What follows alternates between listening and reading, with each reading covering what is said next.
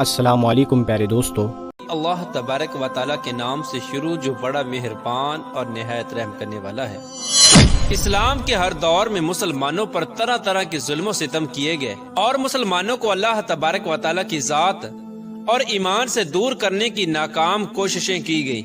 لیکن جو سچا مسلمان ہوتا ہے وہ اپنا سب کچھ تو لٹا دیتا ہے، لیکن وہ اپنے سچے رب کو کبھی نہیں چھوڑتا۔ اس مسلمان کا سب کچھ اس کا حقیقی مالک اللہ عز و جل ہوتا ہے۔ یہی وجہ ہے کہ اللہ تبارک و تعالیٰ اپنے بندے سے 70 ماؤں سے بھی زیادہ پیار کرتا ہے۔ ایسا ہی ایک ایمان افروز واقعہ آج کی اس ویڈیو میں ہم آپ کو بتائیں گے کہ کس طرح ایک خاتون نے اپنا سب کچھ اپنے سچے رب پر قربان کر دیا۔ پیارے دوستو، یہ ایمان افروز واقعہ فرعون کی بیوی کا ہے۔ آج کی اس ویڈیو میں ہم آپ کو بتائیں گے کہ دنیا کے سب سے بڑے جابر اور ظالم جو کہ خدائی کا دعوے دار تھا، اس کے باوجود بھی اس کی بیوی کس طرح اللہ تبارک و تعالیٰ کی وحدانیت پر ایمان لے کے آئی، ان کا ایمان لانے کا سبب کیا بنا، اور جب فرعون کو اپنی بیوی کے ایمان لانے کی خبر ملی تو اس بدبخت نے اس نیک خاتون پر کون کون سے ظلم و ستم کے پہاڑ ڈائے، اور فرعون کی بیوی کون تھی اور کس کی اولاد میں سے تھی۔ پیارے دوستو، اس قابل رشک قربانی کے بعد اللہ تبارک و تعالیٰ نے اس نیک خاتون کو کس قدر مقام اور مرتبہ عطا فرمایا تھا۔ پیارے دوستو، فرعون کی بیوی جن کا نام حضرت آسیہ رضی اللہ تعالی عنہا تھا، یہ بادشاہ مصر ریان بن ولید کی اولاد میں سے تھی، اور یہ ریان بن ولید وہی بادشاہ تھا جو حضرت یوسف علیہ السلام کے دور میں بادشاہ مصر تھا، اور یہ خوش نصیب بادشاہ حضرت یوسف علیہ السلام پر ایمان لے آیا تھا۔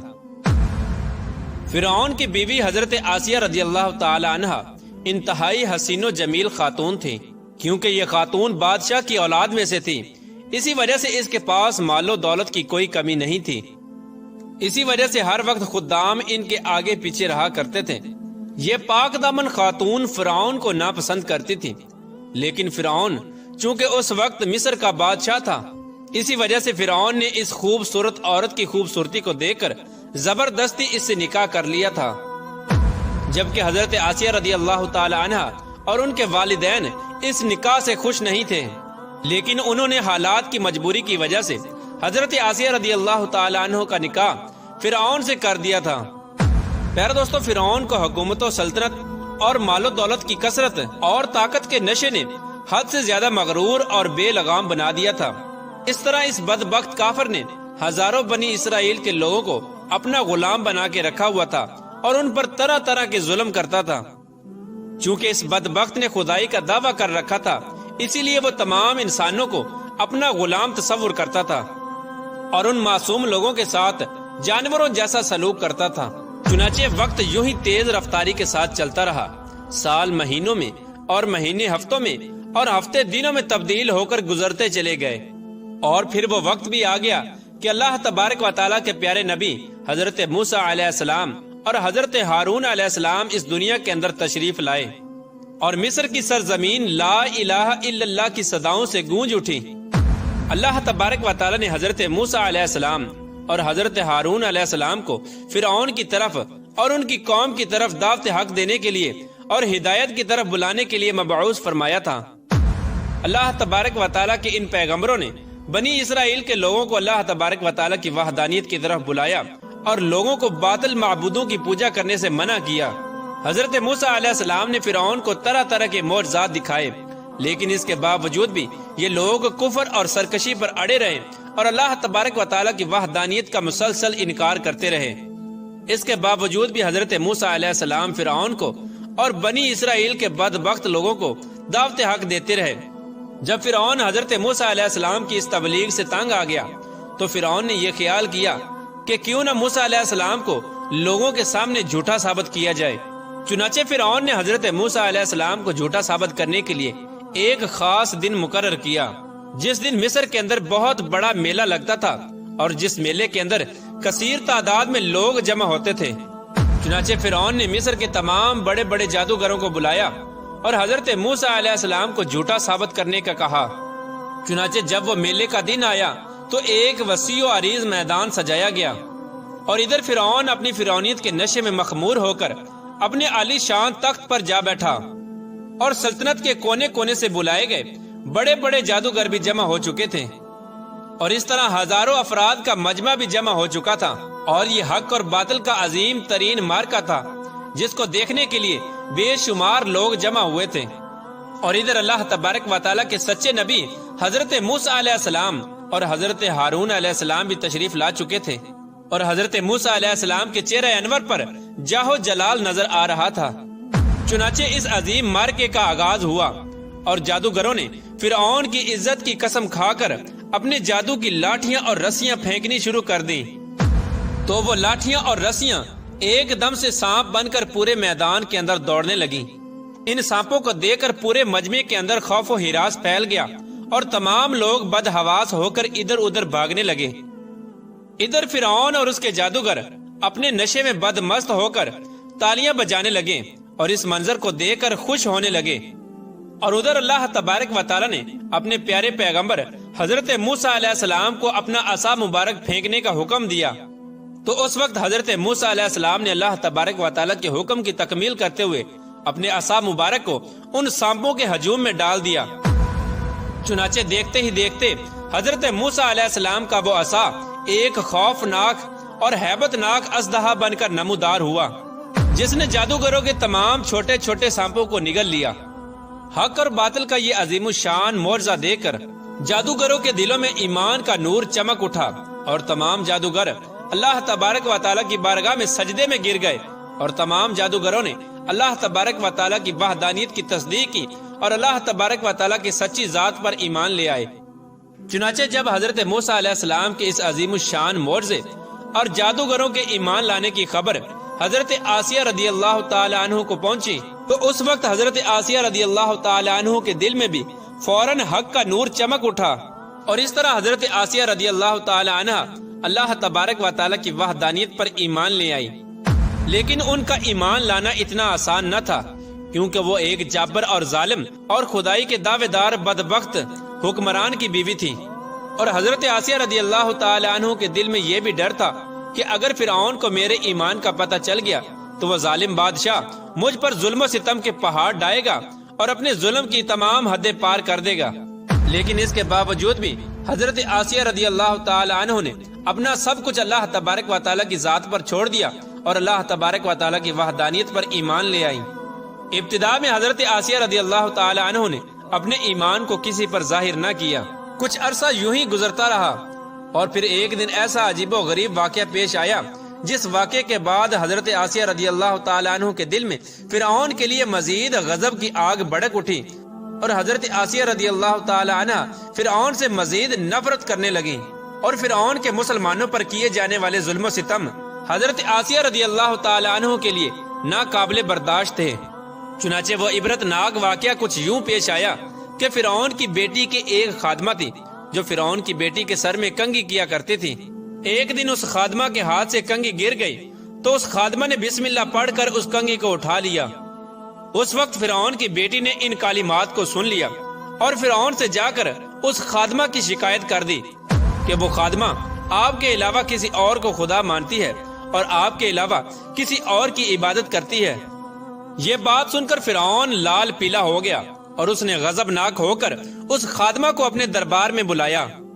اور اس خادمہ کے ایمان لانے کی حقیقت دریافت کی کہ آخر کار وہ کس کو خدا مانتی ہے، اور فرعون اس سے کہنے لگا کیا تو میرے علاوہ کسی اور کو خدا مانتی ہے؟ تو اس وقت اس خادمہ نے فوراً جواب دیا کہ ہاں، میرا اور تیرا رب اللہ عز و جل ہے، وہی وحدہ لا شریک ہے اور اس کے علاوہ اس کا کوئی شریک نہیں۔ چنانچہ خادمہ کی یہ بات سن کر فرعون اس پر مزید غضبناک ہو گیا۔ چنانچہ فرعون نے اس خادمہ کو اور ان کے معصوم بچوں کو کھولتے ہوئے تیل میں ڈال دیا اور ان کو شہید کر دیا۔ یہ خوفناک اور دل خراش منظر اس وقت فرعون کی بیوی بھی دیکھ رہی تھی۔ اسی دوران اللہ تبارک و تعالیٰ کی قدرت کی جلوہ گری ہوئی اور اللہ تبارک و تعالیٰ نے حضرت آسیہ رضی اللہ تعالی عنہ کی آنکھوں سے غیب کے پردے اٹھا دیے تھے اور فرعون کی بیوی کی بصیرت کو روشن فرما دیا تھا، اور فرعون کی بیوی نے یہ منظر بھی دیکھا کہ فرشتے اس خادمہ کی روح کو لے کر آسمان کی طرف جا رہے ہیں۔ اس طرح فرشتوں کو دیکھنے کے بعد فرعون کی بیوی کا ایمان مزید مضبوط ہو گیا اور وہ مزید اللہ تبارک و تعالیٰ کی وحدانیت کا یقین کرنے لگی۔ اور حضرت موسیٰ علیہ السلام کی صداقت اور حقانیت بھی واضح ہو گئی۔ اس خوفناک منظر کو دیکھنے کے بعد فرعون کی بیوی سوچ میں پڑ گئی اور سوچنے لگی کہ میں مسلمان ہونے کے باوجود بھی مسلمانوں پر ہونے والے ان تمام تر ظلم و ستم کو کس طرح برداشت کر سکتی ہوں۔ ابھی فرعون کی بیوی انہی خیالات کے اندر گم تھی کہ فرعون اپنی بیوی کے پاس آیا اور اس مظلوم عورت پر کیے جانے والے اپنے ظلم و ستم کی داستان کو اپنی بیوی کے ساتھ بیان کرنے لگا۔ اس وقت فرعون کی بیوی نے اپنے دل ہی دل میں فرعون کے خلاف بغاوت کا علم بلند کرنے کا ارادہ کر لیا تھا۔ جب فرعون نے اپنی بیوی کو اس مظلوم عورت کو شہید کرنے کی خبر دی تو فرعون کی بیوی نے فرعون سے کہا کہ اللہ تیری خرابی ہو، کس شے نے تجھے اللہ تبارک و تعالیٰ کے مقابلے میں اتنا بے باک کر دیا ہے؟ یہ بات سن کر فرعون ایک بار پھر بھڑک اٹھا اور اپنی بیوی سے کہنے لگا کہ تجھے بھی اسی جنون نے آ لیا ہے جس جنون کے اندر وہ خادمہ مبتلا تھی۔ چنانچہ اس کے جواب میں فرعون کی بیوی نے فرعون سے کہا کہ مجھے کوئی جنون نہیں آیا، میں تو اس خدا وحدہ لا شریک پر ایمان لا چکی ہوں جو میرا اور تیرا اور تمام جہانوں کا سچا رب ہے۔ اس طرح اس بہادر خاتون نے کھلا مکھلا فرعون کے سامنے اپنے ایمان کا اظہار کیا۔ فرعون اپنی بیوی کی یہ بات سن کر حیران و پریشان رہ گیا اور فرعون شروع میں بغیر کسی ظلم و ستم کے اپنی بیوی کو سمجھانے کی کوشش کرنے لگا، اور فرعون نے اپنی بیوی کو ایمان سے دور کرنے کے لیے ان کے والدین کو بھی بلایا اور ان کو دھمکی دینے لگا کہ اگر تمہاری بیٹی نے حضرت موسیٰ علیہ السلام کے خدا کا انکار نہ کیا تو ضرور یہ موت کا مزہ چکھے گی۔ چنانچہ حضرت آسیہ رضی اللہ تعالیٰ عنہ کے والدین نے تنہائی کے اندر حضرت آسیہ رضی اللہ تعالیٰ عنہ کو سمجھانے کی کوشش کی، لیکن حضرت آسیہ رضی اللہ تعالیٰ عنہ کا ایمان چونکہ مضبوط ہو چکا تھا، اسی وجہ سے انہوں نے ان کی بات ماننے سے انکار کر دیا، اور حضرت آسیہ رضی اللہ تعالیٰ عنہ اپنے والدین سے کہنے لگی کہ میں اللہ تبارک و تعالیٰ کی وحدانیت کا انکار نہیں کر سکتی، بے شک وہ سچا رب ہے۔ چنانچہ جب فرعون کا یہ حربہ بھی ناکام ہو گیا تو اس وقت فرعون نے اپنی بیوی کو طرح طرح کی اذیتیں دینے کا فیصلہ کیا تاکہ یہ اپنے ایمان سے دور ہو جائے اور مجھ کو خدا ماننے لگے۔ پیارے دوستو، روایات میں آتا ہے کہ فرعون کے حکم سے حضرت آسیہ رضی اللہ تعالی عنہ کو طرح طرح کی اذیتوں کے اندر مبتلا کر دیا گیا، حتیٰ کہ حضرت آسیہ رضی اللہ تعالی عنہ کے ہاتھوں اور پاؤں میں میخیں لگا کر دھوپ کے اندر سورج کی طرف رخ کر کے لٹا دیا گیا، اور آپ کے سینے کے اوپر چکی کا 12 بھرکم پتھر رکھ دیا گیا تاکہ آپ ہل نہ سکیں۔ لیکن ان تمام تر تکالیف اور مصائب کے باوجود بھی حضرت آسیہ رضی اللہ تعالی عنہ کے ایمان کے اندر ذرہ برابر بھی کمی نہ آئی، بلکہ ان تمام تر تکالیف کے باوجود بھی آپ کے ایمان کے اندر مزید اضافہ ہوتا چلا گیا۔ چنانچہ جب فرعون نے ان تمام تر تکالیف کے بعد اپنی بیوی سے ایمان سے پھرنے کا کہا تو حضرت آسیہ رضی اللہ تعالی عنہ نے بڑا ہی ایمان افروز اور ایمان کو تازہ کر دینے والا جواب دیا، جس سے فرعون کا گھمنڈ خاک میں مل گیا، اور فرعون حضرت آسیہ رضی اللہ تعالی عنہ کے ایمان اور ہمت کے آگے گھٹنے ٹیکنے پر مجبور ہو گیا۔ چنانچہ حضرت آسیہ رضی اللہ تعالی عنہ نے ارشاد فرمایا، اے دشمن خدا اور ظالم انسان، تو میرے وجود پر تو قادر ہو سکتا ہے، لیکن میرا دل اللہ تبارک و تعالیٰ کی پناہ میں ہے۔ اگر تو میرے جسم کے ہر حصے کو بھی کاٹ دے تب بھی میرا عشق اور ایمان اللہ تبارک و تعالیٰ کی بارگاہ میں بڑھتا چلا جائے گا۔